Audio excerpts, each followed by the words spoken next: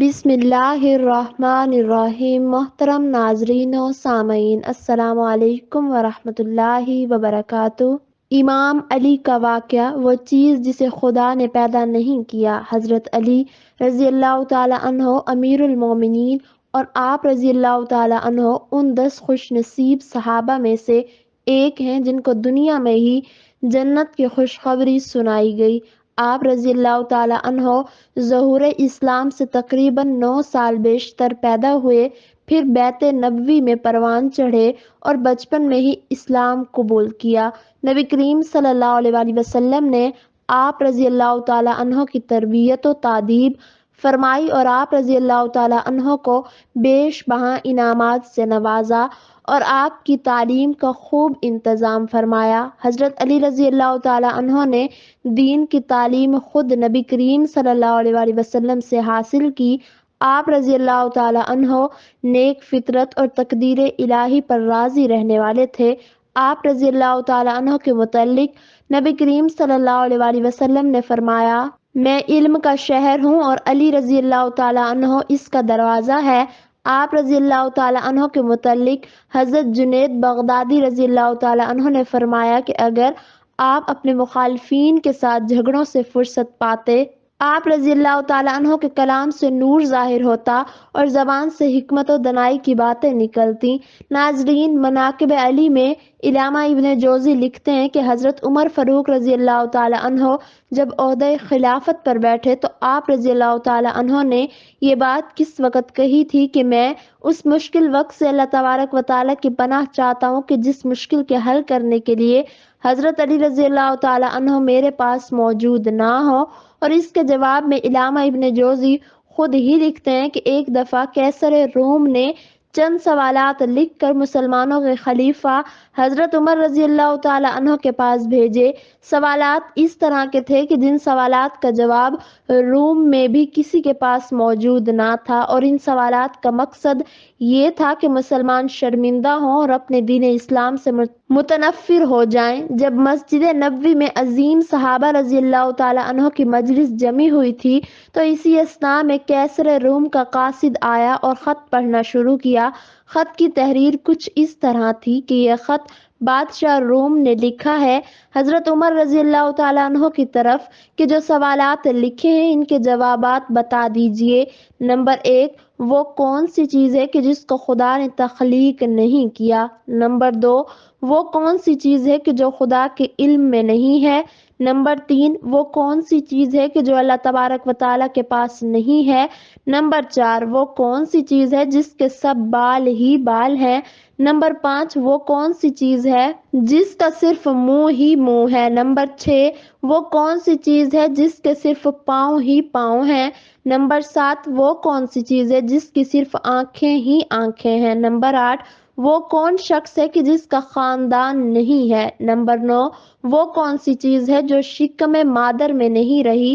Number 10، وہ کون سی چیز ہے جو سانس نہیں لیتی؟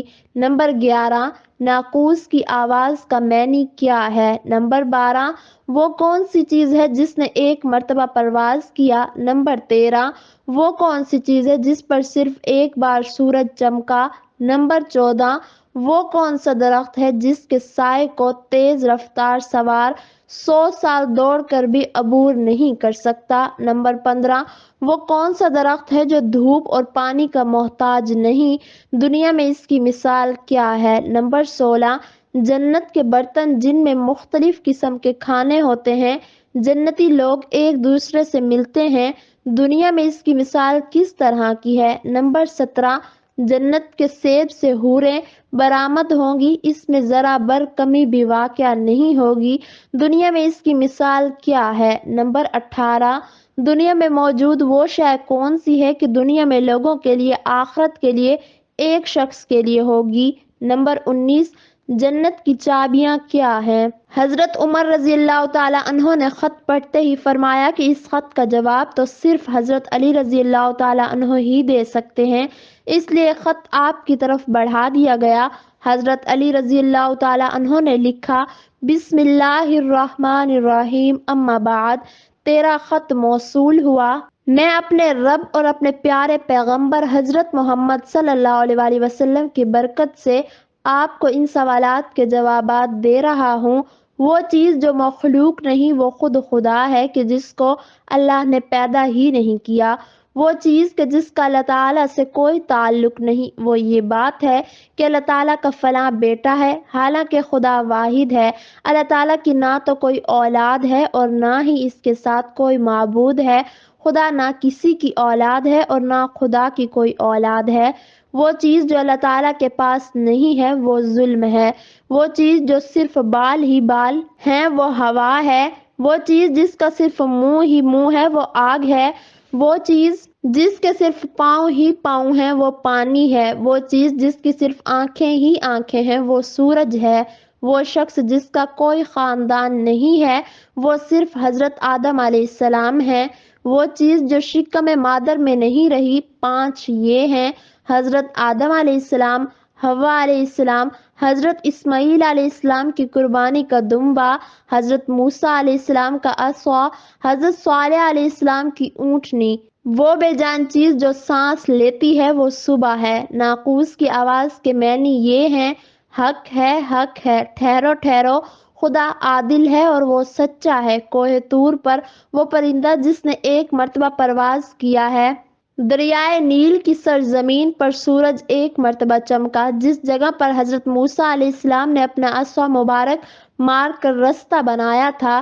شجر توبہ کا درخت وہ درخت ہے جس کو اگر تیز رفتار کے ساتھ چل کر پار کرنے کی کوشش کی جائے تو 100 سال تک بھی پار نہیں کر سکتا، اور اس کی شاخ جنت کے ہر محل میں جاتی ہے۔ دنیا میں اس کی مثال سورج ہے کہ سورج کی ہر کرن ہر گھر میں پہنچتی ہے۔ وہ درخت جو پانی کے بغیر اگایا تھا وہ درخت ہے جو حضرت یونس علیہ السلام کے لیے اگایا گیا تھا۔ اللہ تعالیٰ نے ارشاد فرمایا: ہم نے اپنے پیارے حبیب مصطفیٰ صلی اللہ علیہ وآلہ وسلم کے لیے کدو کی بیل اگائی۔ جنت کے برتن میں بے شمار قسم کے انعامات ہوں گے، وہ ایک دوسرے سے الگ الگ ہوں گے۔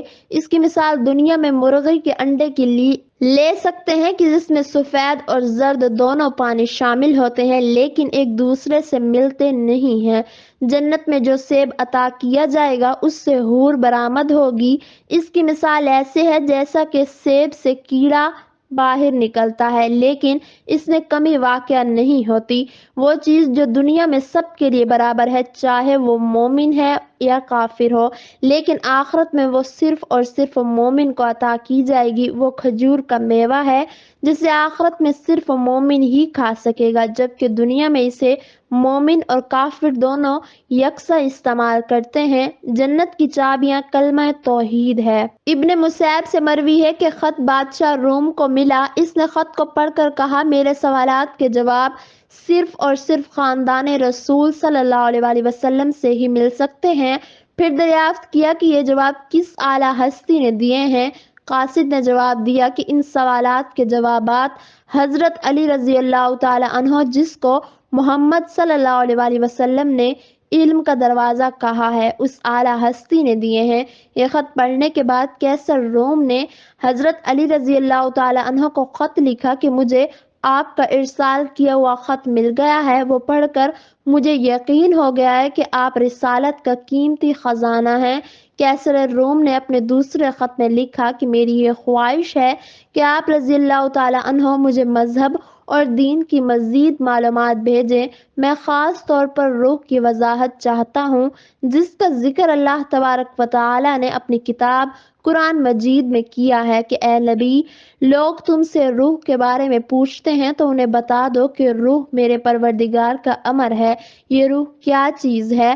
حضرت علی رضی اللہ تعالی عنہ نے جواباً خط میں لکھا کہ روح ایک نورانی نقطہ ہے اور ایک غیر مرئی مخلوق ہے کہ جس کو اللہ تعالیٰ نے اپنی قدرت کاملہ سے پیدا فرمایا ہے، اور یہی روح ہی اصل میں ہر چیز کا سبب زندگی ہے، اور ہر ذی روح جاندار کے پاس وقت مقررہ تک امانت ہے۔ جب اس کی مدت مکمل ہوتی ہے تو خدا اسے واپس اپنے پاس بلا لیتا ہے۔ اللہ ہم سب کو صراط مستقیم پر چلنے کی توفیق عطا فرمائے اور ہمارا خاتمہ ایمان پر فرمائے۔ آمین ثم آمین۔